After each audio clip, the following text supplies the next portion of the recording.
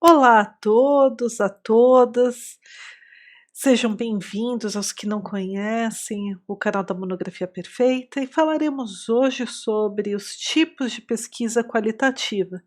Estamos fazendo uma série para que todos conheçam as principais especificidades da pesquisa qualitativa, há muitas dúvidas. Então, primeiro nós mostramos um contexto histórico, depois o debate em que se insere o desenvolvimento da pesquisa qualitativa, o debate filosófico, depois nós passamos a falar sobre o conceito, sobre as principais características, e hoje nós vamos falar sobre os tipos, uma vez que, ao sabermos quais são as características de uma pesquisa qualitativa, fica mais fácil a gente trabalhar com os tipos, já que eles possuem uma fusão dessas características típicas da pesquisa qualitativa.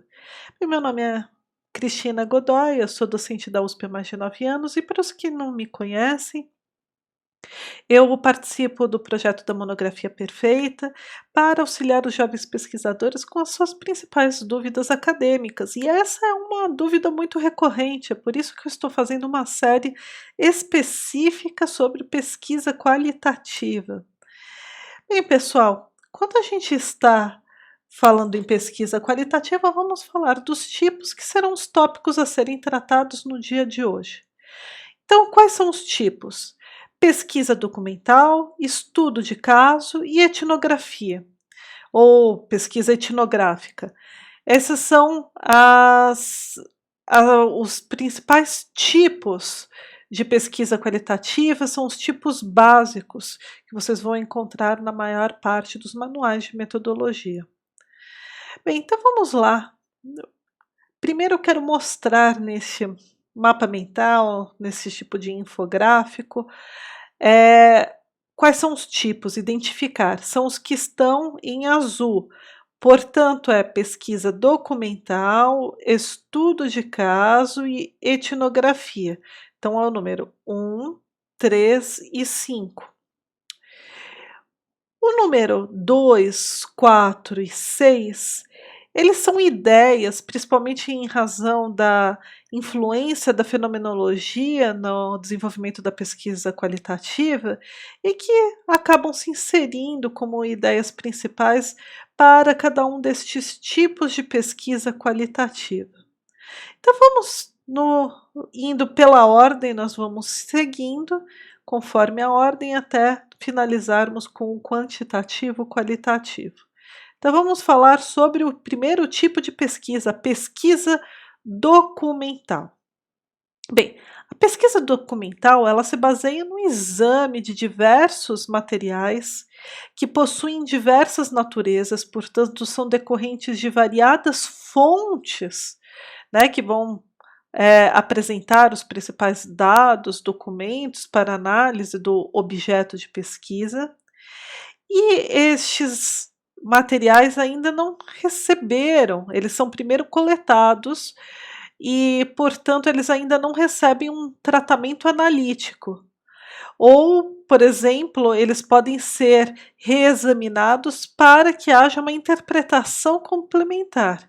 Então, você tem duas categorias dos materiais coletados na pesquisa documental, e caso você esteja fazendo um projeto de pesquisa, é bom separar os materiais que não receberam nenhum tratamento analítico ou que pouco receberam, e aqueles que vão ser reexaminados, né? Receberam um tratamento analítico, mas você vai reexaminar para dar uma interpretação complementar, dependendo do objeto de pesquisa do escolhido por você, né, o fenômeno que será analisado.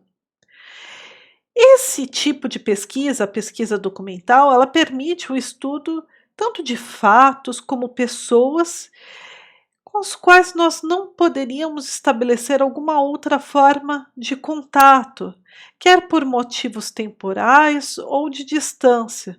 Então, você vai analisar pessoas, fatos, fenômenos que ocorreram, situações em que você não pode vivenciar aquilo presencialmente, você não pode morar com aquelas pessoas, você não pode se estabelecer nas proximidades para analisar de perto aquela realidade. Portanto, você necessita de documentos, relatos, pesquisa de outros em relação à pesquisa qualitativa, e por isso que você pode dar interpretações complementares. Bem, em relação a isso, vamos passar para o ponto 2, que é exatamente uma ideia decorrente da fenomenologia, né? Então, vamos primeiro falar sobre a fenomenologia, antes de eu situar o item 2, que é o interacionismo simbólico. O que será isso, né? Parece um nome que mostra algo muito complexo, mas não é, vocês vão ver que é algo simples. Bem, a fenomenologia, ela destaca que os aspectos subjetivos relacionados ao comportamento humano, né, eles devem ser analisados e permite com que nós compreendamos que existe uma interação entre sujeito e objeto de pesquisa, né? Então é possível nós penetrarmos um universo de conceitos, definições dos sujeitos, e isso permite com que nós entendamos melhor e possamos dar determinado sentido a vários acontecimentos ou mesmo fatos cotidianos da vida de determinada população. Então, por meio do universo conceitual dos sujeitos, nós vemos como eles dão sentido, né, a determinados tipos de conceitos, e, portanto, isso permite uma melhor interpretação das interações entre os indivíduos, a sua vida cotidiana, né, em diversos fatores, né? E isso eu estou falando no exemplo das ciências sociais. Então, como a fenomenologia existe essa relação intrínseca entre sujeito e objeto, e o próprio sujeito que vai analisar essas interações, e mesmo o universo conceitual também ele recebe o sentido daquela comunidade que está analisando, mas também doa sentido para aquele conceito formulado por aquela comunidade. Bem, um interacionismo simbólico, então o que quer dizer? Ele se situa nessa ideia da perspectiva fenomenológica da pesquisa qualitativa, porque se vocês forem ver no nosso vídeo 2, a parte 2 da pesquisa qualitativa, nós falamos da importância do Max Weber, por exemplo, para a pesquisa qualitativa, nós situamos o debate filosófico entre o positivismo e, por exemplo, a sociologia compreensiva, nós mostramos que existe um debate em relação à hierarquia da ciência, como devem ser avaliados os dados, etc. E, portanto, nós começamos a ter desdobramentos que nós chegamos, inclusive, à fenomenologia, que também influenciou no desenvolvimento da pesquisa qualitativa. E uma das ideias da pesquisa qualitativa é o interacionismo simbólico. E o que quer dizer isso? Bem, simbólico porque quer dizer símbolos, símbolos de interações humanas e, portanto, possui como pressuposto que é a experiência humana. E ela é mediada por meio do quê? Da interpretação, porque a pesquisa qualitativa, a base dela é a interpretação do pesquisador de determinado fenômeno. E essa interpretação, ela não ocorre de forma autônoma, mas ela se dá à medida que os indivíduos interagem entre si. Então, os significados, esse universo conceitual que nós falamos da fenomenologia, esse universo conceitual, ele é exatamente decorrente da interação entre os sujeitos, entre os indivíduos de determinada sociedade, comunidade. Como se desenvolvem os significados é que constitui o objeto dessa investigação baseada no interacionismo simbólico, né? Então, se eu vou fazer uma pesquisa documental, eu vou analisar todos aqueles documentos que mostram a vida cotidiana, as crenças, as instituições de determinada comunidade, e vou dar uma interpretação baseada nos significados dados pelos indivíduos daquele período, baseado no universo conceitual deles, decorrente do sentido fornecido por meio das interações entre esses indivíduos. O interacionismo simbólico, por quê? Porque eu construo símbolos, né? E aí, nessa linha que surge a questão do self, também muito utilizado na psicologia. O self é a visão que cada indivíduo possui de si mesmo e vai criando a interação com os outros indivíduos e vai permitindo a construção desse conceito. Portanto, esse universo conceitual é uma construção social, pois o conceito que cada um vai criando sobre si mesmo também depende de como ele interpreta as ações e os gestos que são dirigidos em relação a essa pessoa que tem o seu self por outros indivíduos. Por isso que este indivíduo ele impacta na doação de sentidos pelos outros, como os outros impactam nas ações desse próprio indivíduo. Assim, a forma como que cada um se percebe depende também de como os outros o percebem, né? Você se percebe de uma forma à medida que os outros também o veem de determinada forma. Existe essa interação, e por isso que chama interacionismo simbólico. E isso facilita muito, tanto na pesquisa documental, como também no estudo de caso, que é o próximo tipo de pesquisa qualitativa que nós vamos ver. O que é esse número 3, estudo de caso? Bem, o estudo de caso é um tipo de pesquisa qualitativa, dos tipos básicos, e o objeto do estudo de caso é a pesquisa, dessa pesquisa é uma unidade que se submete a uma análise profunda. O que quer dizer isso? Significa que você pega uma situação, um caso específico e analisa de forma profunda, com todos os seus detalhes, examinando todos os elementos que influenciam este caso, né? Então, o estudo de caso ele pode ser selecionado de duas formas. Ou é um caso paradigmático que foge da regra, então, é uma exceção e, portanto, você vai estudar por que ele constitui uma exceção, ou ele pode ser um caso emblemático, que os demais casos seguiram a sua influência. Ou seja, você tem vários casos semelhantes, mas o primeiro, ou o mais emblemático, o que realmente marcou, né, aquele novo cenário, é também um objeto de caso. Para aqueles que estão desenvolvendo uma pesquisa científica, como por exemplo um TCC, tanto de graduação como pós-graduação, como ainda é uma pesquisa inicial, você ainda está dominando os métodos, as metodologias de pesquisa, o estudo de caso é um bom tipo de pesquisa qualitativa para você desenvolver. Não tenha dúvidas, só que você deve lembrar uma coisa: busque um caso, não busque fazer análise de vários casos, porque alguns estudantes buscam fazer, por exemplo, análise de 3, 4 casos. E qual que é o problema disso? O problema disso é que você vai precisar se aprofundar ao extremo naquele caso. E como você vai fazer isso a tempo? Né? Como você vai ver todas as variáveis, as discussões, por exemplo, num estudo de caso na área do direito, porque a gente está falando muito de sociologia, antropologia, mas um estudo de caso na área jurídica. Como que você vai analisar, por exemplo, o contexto em que ocorreu aquela situação, o debate jurídico existente?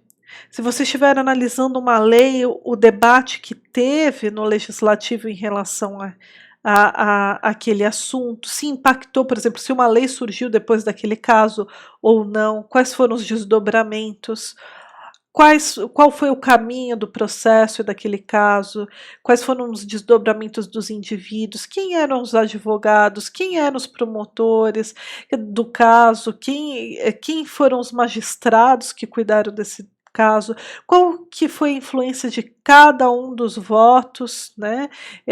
Eles se pautaram em quais perspectivas, em quais sentidos. Então, quer dizer, tudo isso é muito trabalhoso. Imagine você pegar vários casos, mesmo dois eu já acho difícil para um TCC. Então, se você for fazer o estudo de caso, é interessante, porque já existe um bom recorte no estudo de caso. Porém, busque fazer o estudo de um único caso, né, que você vai conseguir dominar melhor. Agora, claro, se você estiver fazendo num doutorado, dependendo da complexidade, você até pode comparar dois casos, se há exceção, estudar o caso emblemático e a exceção e compará-los, ou às vezes, dependendo da complexidade, só estude o caso. Por quê? Porque você pega uma unidade específica, né, um caso específico dentro daquela temática mais abrangente e você vai destrinchar ao máximo. E isso ajuda muito na pesquisa científica também, porque da mesma forma que determinadas leis universalizantes que buscam padrões são importantes para a ciência, também estudos específicos permitem que nós consigamos entender os detalhes de determinado caso. Bem, vamos agora ao número 4 da nossa pesquisa qualitativa. O que é este número 4? Etnometodologia. Nossa, mas que nome grande! Realmente o nome não facilita muito, né? Mas como você pode ver, ó, etno e metodologia. Então, a metodologia de algo que está ligado a etno. Então, o que a gente quer dizer em relação a isso? Ele não se refere a um método a ser empregado pelo pesquisador, não. Mas se refere a um campo de investigação. Então, o que quer dizer isso? A etnometodologia significa que os indivíduos vão compreender, é o estudo de como os indivíduos compreendem e estruturam seu cotidiano. Ou seja, o pesquisador ou a pesquisadora vai buscar descobrir quais são os métodos que as pessoas utilizam para estruturar o seu dia a dia. Porque os métodos, como nós falamos, toda ciência precisa de método. Mas nem todo método é aplicado na ciência, também é aplicado no dia a dia, na área empresarial, em diversos momentos da sua vida. Quando você vai organizar a sua agenda para começar a semana, você está utilizando o método de seleção daquilo que é extremamente urgente, daquilo que é importante, mas não tão urgente, daquilo que não é tão fundamental, para selecionar aquilo que você vai começar a fazer primeiro no seu dia. Então você está usando o método, né? Não é no âmbito da ciência, mas é um método. Então, na etnometodologia, você vai ver como as pessoas usam os determinados métodos para o seu dia a dia, para entender, construir a realidade que a cercam, né? Então, aquela comunidade, como que as pessoas selecionam o que é relevante, o que não é relevante, o que elas dão importância, o que não dão. Veja, numa comunidade, às vezes, determinadas coisas são importantes e outras não são tão importantes. Inclusive, por exemplo, é por isso que eu situei a etnometodologia entre o tipo de pesquisa, estudo de caso e etnografia. Por quê? No estudo de caso, ela também ajuda, porque se você está analisando um caso, mesmo se for na área jurídica, você vai verificar quais eram os temas principais daquele caso que causaram maior destaque e preocupação do judiciário para julgar. Às vezes é um caso extremamente complexo e a decisão ela enfoca principalmente em determinada situação, que mostra exatamente um método que a sociedade tem para conseguir abstrair, auferir aquilo que é mais relevante. Assim também o estudo de caso sobre determinado caso em uma sociedade, uma comunidade, por exemplo, no estudo antropológico, ele também, você vai precisar ver quais são os métodos que as pessoas utilizam para construir a sua realidade para conseguir compreender melhor o caso. Então é por isso que a etnometodologia ela se insere entre estudo de caso, eu inseri, né, entre o estudo de caso e a etnografia, porque ela é uma forma de se estudar muito empregada na 13 e a 5. Ah, mas não emprega na pesquisa documental? Claro que se emprega, mas é claro, você compreender os métodos aplicados pelas pessoas pelo dia a dia, você vai estar recebendo informações de terceiros, porque você não está tendo contato com a realidade. E por isso a etnometodologia é mais forte quando a gente tem o contato com a realidade direta, mas também o 4, claro que se relaciona com a pesquisa documental. Então vamos agora para o nosso terceiro tipo base, né, da pesquisa qualitativa, que é a etnografia, que é o número 5. Bem, pessoal, a etnografia ela descreve como a ciência deve descrever uma cultura ou determinado grupo de indivíduos que vão ser estudados, uma determinada comunidade que está sendo estudada. Então, a etnografia busca descrever os eventos que acabam surgindo e ocorrendo na vida de determinada comunidade. E por meio desses eventos e da descrição desses eventos é dado o quê? Novamente, a interpretação do significado desses eventos para a cultura desse mesmo grupo. A pesquisa qualitativa ela depende muito, mas muito mesmo da interpretação do pesquisador ou da pesquisadora.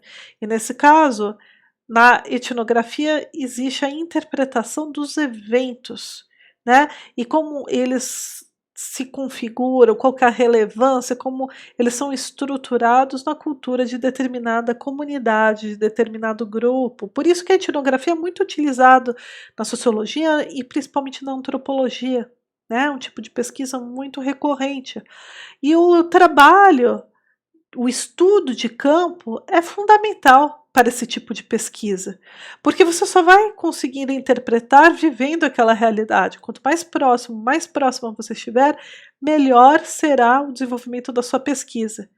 E a gente não pode esquecer que muitas técnicas podem ser utilizadas nessa pesquisa, desde, por exemplo, análise de conteúdo, né, por meio de documentos, como também pela estatística, por dados mesmo, né, dados daquela comunidade, dados numéricos. Por exemplo, os dados fornecidos pelo IBGE permitem, facilitam, podem ser empregados numa pesquisa qualitativa do tipo etnográfica. Então a etnografia é por isso que ela se relaciona, né, como a gente mencionou, com a etnometodologia, e também se relaciona, por isso que eu coloquei o elemento 6, que é o quantitativo e qualitativo. O que que eu quero dizer isso? Que a pesquisa qualitativa,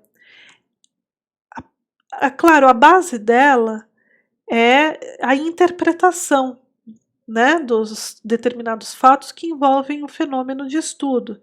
Ela é uma pesquisa extremamente flexível. Mas a gente não pode esquecer que existem dados estatísticos. A gente não fica apenas coletando determinados fatos, determinadas crenças, aspectos culturais, determinados elementos institucionais, políticos, jurídicos daquela comunidade para podermos fazer a análise, mas também utilizamos dados, dados estatísticos, também utilizamos, né, dos elementos básicos da pesquisa quantitativa, mas ela possui uma característica predominantemente qualitativa. Eu não vou ficar apenas baseado, eu não vou me basear apenas nos dados, mas os dados vão me servir de suporte para a minha interpretação em relação a todos os eventos que eu estou analisando.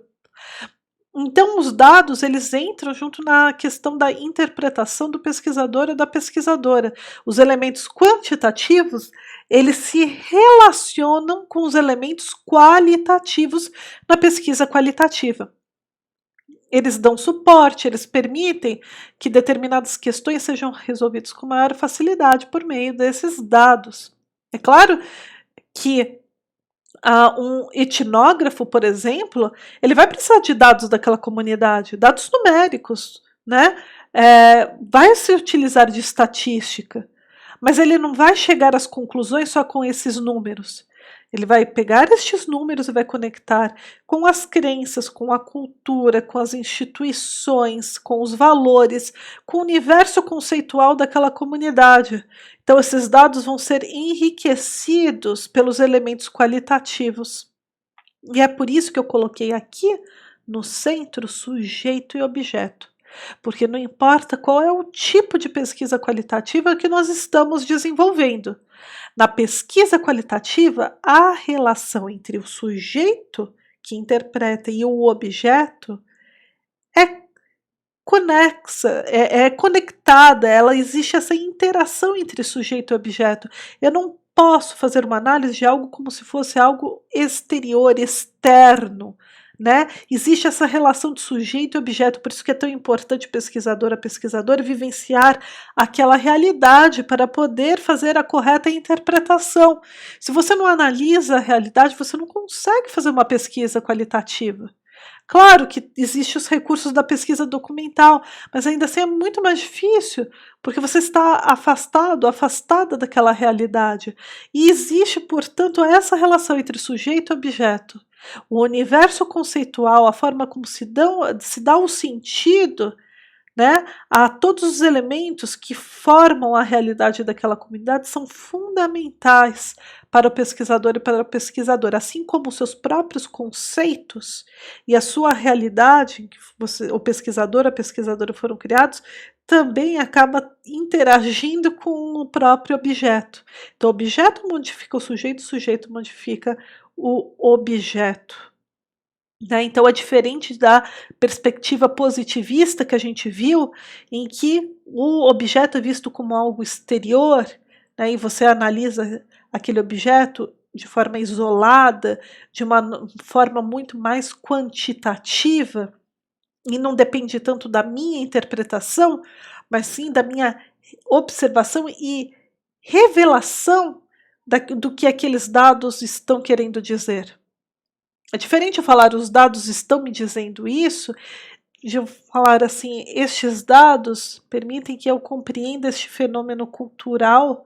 Por quê? Porque estes dados exatamente, eles estão conectados com este tipo de compreensão da sociedade, né? Ou, por exemplo, em comunidades antigas, olha, esse elemento cultural é a justificativa para tantas crianças falecerem em determinado período, por exemplo, em determinada estação do ano, que existiam sacrifícios e etc. Então, quer dizer, eu estou conectando e estou fazendo a interpretação. Eu não chego a determinadas conclusões tão somente pelos dados, mas sim por todo o contexto em que é analisado o objeto. Não existe a possibilidade de desconectar o objeto da sua realidade e não é extremamente importante a relação entre sujeito e objeto da pesquisa. Bem, pessoal, então essas são as principais características, né, e os principais tipos, né? Na realidade, a gente falou sobre os tipos de pesquisa qualitativa e suas respectivas características. O que eu gostaria de ressaltar no vídeo de hoje é: na pesquisa qualitativa, os dados exigem interpretação. Na pesquisa qualitativa, não há hipótese de pesquisa, mas questões-chave. Por quê? Porque se eu colocar hipóteses, eu estaria influenciando a minha própria interpretação, porque minha interpretação vai ser direcionada para eu sustentar aquela hipótese, para eu defender aquela hipótese. Mesmo que eu queira demonstrar que aquela hipótese, quero verificar se ela está correta ou não, a minha interpretação só vai ser voltada àquela hipótese, não a perguntas, a questões que eu quero compreender em relação àquela comunidade. Por isso que existe essa diferença, né? Por exemplo, uma pesquisa exploratória e uma pesquisa conclusiva. A conclusiva exige uma hipótese de pesquisa. Isso a gente vai ver nos próximos vídeos. Bem, espero que este vídeo tenha ajudado a todos e a todas a entender os principais tipos, qual momento utilizar, em qual situação empregar. E, e exatamente não esquecer, por exemplo, que no estudo de caso, se você ainda está iniciando a sua pesquisa científica, busque um caso específico, não tente um projeto muito ambicioso, né? Comece primeiro pelo pequeno, vai dominando as técnicas, a metodologia de pesquisa, para depois você ir pegando mais casos, tornando sua pesquisa mais complexa. Bem, pessoal, eu gostaria de agradecer a atenção de todos. eh, Gostaria de pedir, caso vocês gostem deste vídeo, para comentar, compartilhar, deixar sugestões, para a gente é muito importante a sua opinião. E caso você ainda não tenha se inscrito, inscreva-se no nosso canal, clique no sininho aqui abaixo e receba as notificações, pois nós estamos postando novos vídeos diariamente. Também gostaria de lembrá-los que a Monografia Perfeita também está no Facebook, no Instagram, no Pinterest, também tem o site com diversos conteúdos gratuitos que com certeza vão te ajudar na sua trajetória acadêmica. Muito obrigada e até o nosso próximo vídeo.